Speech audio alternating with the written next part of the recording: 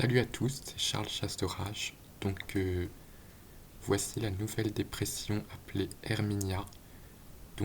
C'est une dépression très creuse à 951 hectopascales, là où j'ai ma souris. Donc euh, Elle va nous envoyer déjà un fort vent de sud et vous voyez ici qu'elle a une mésodépression qui va passer dans la nuit elle va donner de fortes rafales de sud suivies de vents de sud-ouest en fin de nuit.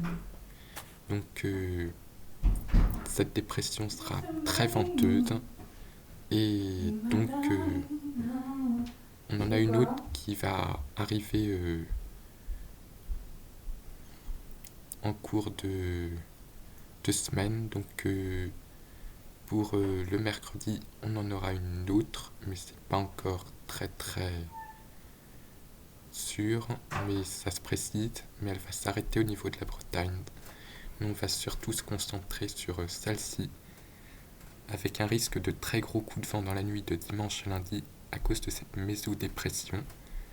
Donc on a déjà eu une surprise hier soir avec un steamjet sur les Charentes qui a donné plus de 120 km/h à La Roche-sur-Yon.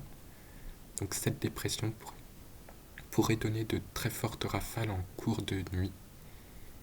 Donc euh, Comme les modèles ne voient pas très bien ces dépressions, on peut avoir des surprises que ça soit plus fort que prévu. Donc ce qui est prévu c'est déjà pas mal. Si je lance Arome, un modèle à mailles très fines,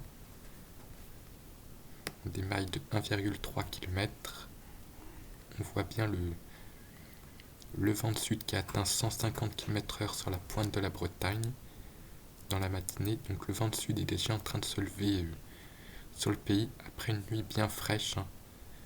S'il y avait un risque de neige déjà la nuit dernière, mais il n'y en a pas eu, puisque le crochet neigeux s'est asséché avant d'arriver ici. Et puis là, on a déjà du vent de sud assez fort dans la soirée. Mais on a un nouveau renforcement vers 4-5 heures du matin. Des grosses rafales.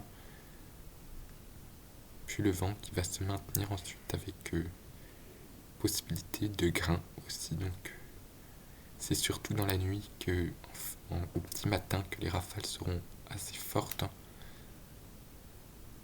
avec des rayures en rouge, c'est-à-dire ici qui peuvent atteindre 90 à 100 km/h sous les plus grosses rafales.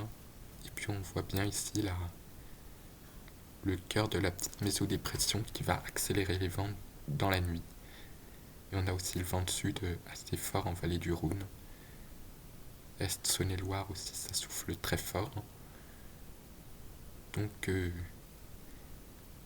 Ça sera un fort coup de vent lié à la tempête Herminia, qui est la nouvelle tempête à s'approcher de l'Irlande comme on voit ici, mais ne la frappera pas directement, elle restera un petit peu plus au sud.